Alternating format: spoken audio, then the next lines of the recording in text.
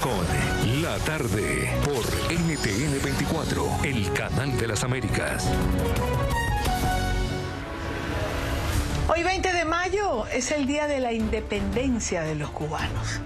Y esa palabra siempre nos hace algún tipo de ruido en relación a Cuba. ¿Hay independencia en Cuba? Yo creo que puede haber cualquier cosa menos eso. Para conversar sobre este tema está con nosotros Carlos Sánchez Berzaín, exministro de Gobierno de Bolivia, politólogo y director actual del Instituto Interamericano para la Democracia. Bienvenido, gracias por acompañarnos como siempre. Gracias, Idania, buenas tardes. A Cuba le puede sobrar cualquier cosa. Lo que no le sobra es independencia para los cubanos. Bueno, lo que se conmemora hoy día es un día histórico para recordar lo que debería ser Cuba, porque Cuba tiene 65 años y 5 meses de dictadura, y unos días más. Es la dictadura jefe de un sistema de crimen organizado transnacional que ha convertido en los últimos 25 años a Venezuela en su principal satélite dictatorial, a Bolivia desde hace cerca de 20 años y desde el 2007 a Nicaragua. Pasó por ahí el Ecuador con Rafael Correa, pero fue rescatado por Lenín Moreno. O sea, hoy día Cuba es la dictadura que se está desintegrando. Yo tengo un análisis que titula "El rol de las democracias ante la inevitable desaparición, ante el inevitable crisis y caída de la dictadura cubana", porque la dictadura cubana hoy día es un fracaso económico, el pueblo está en absoluta miseria, tienen horas de luz, no tienen comida, no tienen servicios básicos, el cuento de la medicina es inexistente, o sea, no hay economía, es un fracaso histórico. Es un fracaso social y es un fracaso político. Pero lo más grave de todo esto es que no tienen opciones. No ha de aparecer de nuevo una Venezuela como Chávez el año 1999, que le entregue el país más rico de América Latina para que en 25 años lo ponga en el nivel de miseria de Cuba, que es lo que han hecho. Claro. China, Rusia, Irán, que son las dictaduras extracontinentales en las cuales Cuba, Venezuela, Bolivia y Nicaragua se apoyan, no les van a dar dinero, de manera que es absolutamente inviable la dictadura cubana y va a implosionar en cualquier momento. Y las democracias frente a eso tienen un papel que cumplir. Y el papel único que se puede cumplir es respaldar el esfuerzo del pueblo cubano que está luchando por su libertad para retornar la democracia. Y cuando eso suceda en Cuba, ha de acontecer en toda la región.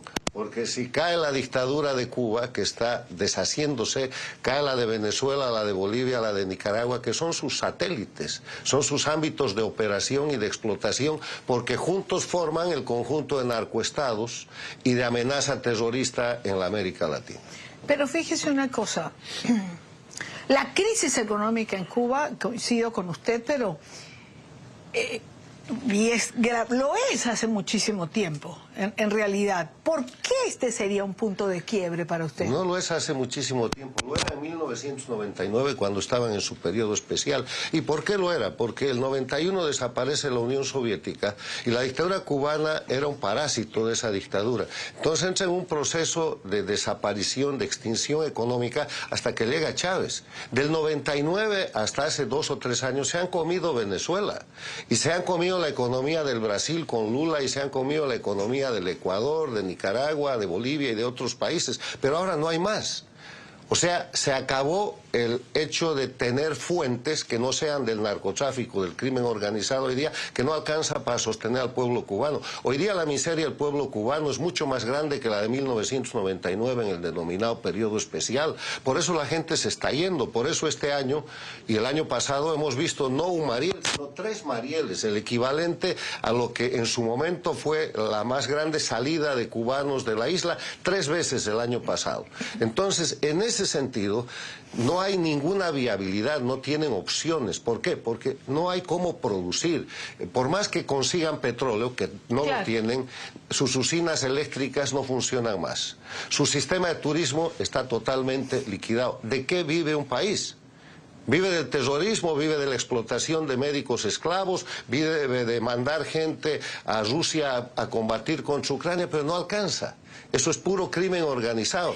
Fíjese una cosa, Si usted piensa que es insostenible la situación en Cuba, lo mismo pasa en Venezuela. Es decir, Maduro no tiene dinero para seguirse sosteniendo. Decía nuestro invitado anterior, por ejemplo, que ya estamos regresando a ver esas imágenes terribles que nos marcaron durante mucho tiempo de gente escarbando en la comida. Bueno, peor que eso, Venezuela ha expulsado 8 millones de habitantes, que es un porcentaje que en relación a sus 45 millones de habitantes representa casi el 20% de su población. En cambio, Cuba, en los 65 años de dictadura, ha expulsado casi el 50% de su población.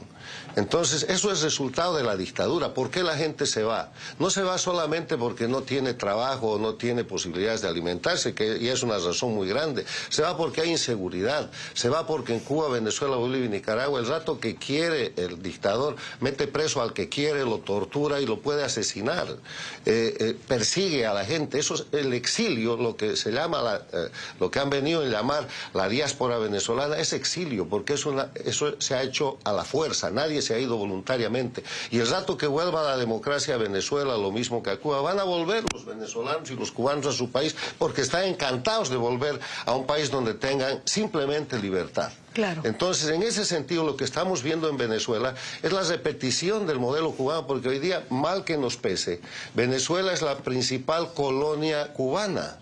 Han transformado, le han entregado a Cuba toda la riqueza venezolana, y en vez de que Cuba se equipare al nivel de desarrollo y economía que tenía el año 1999 o 2000 Venezuela, han bajado a Venezuela al nivel de miseria que tenía Cuba. Sí, se han igualado para abajo. Y se han igualado para abajo con el número de presos políticos, con la metodología de terrorismo de Estado, con la violación de derechos humanos, con crímenes de lesa humanidad, con tortura y con asesinatos. Lo que pasa en Cuba pasa en Venezuela, y se sabe más de un lado o del otro dependiendo el nivel de libertad en el que se pueda filtrar aquello. Por eso, cuando hablamos de Venezuela, estamos hablando de elecciones en dictadura. Terminemos por donde comenzamos. Mañana en el instituto hay un foro sobre Cuba. Sí, el Inter-American Institute for Democracy presenta mañana la segunda parte del foro que se llama ¿Qué podemos hacer por el pueblo de Cuba?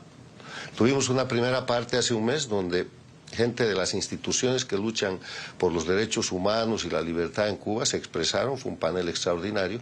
Ahora estamos recibiendo gente de Cuba, la juventud de Cuba, la prensa de Cuba, la gente que hace resistencia en Cuba.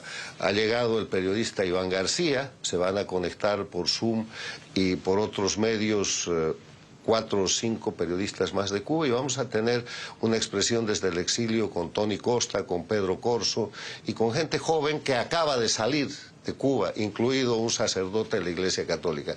La pregunta es, ¿qué hacer para que Cuba recupere la libertad y la democracia? Pero ¿qué hacer por el pueblo, no por el régimen? Porque no hay manera de recuperar la libertad y la democracia siguiendo con la misma mala práctica. O sea, ahí cuando yo escucho en Venezuela, y entonces se quedará con una parte del poder y con unos representantes, el chavismo o el madurismo. Señores, para quebrar la dictadura hay que primero cambiar su sistema jurídico, que es de absoluta impostura y violación de derechos humanos, y decir un terrible no a la impunidad. La gente que esté en la corrupción, en la violación de los derechos humanos, en los delitos de lesa humanidad en Cuba, en Venezuela, en Bolivia y Nicaragua, no puede quedarse de congresista o con un partido político. Imagine usted que después de la derrota de la Segunda Guerra Mundial no hubieran ilegalizado el partido nazi. Claro. Entonces, de eso se trata, de ilegalizar a este sistema del socialismo del siglo XXI, que es crimen organizado, es narcotráfico, es terrorismo, es migración forzada, es tortura, es violación a los derechos humanos. Señor Sánchez Berzaín, gracias por habernos acompañado, como siempre, gracias por estar aquí. Mucho gusto, gracias. El gusto es siempre nuestro.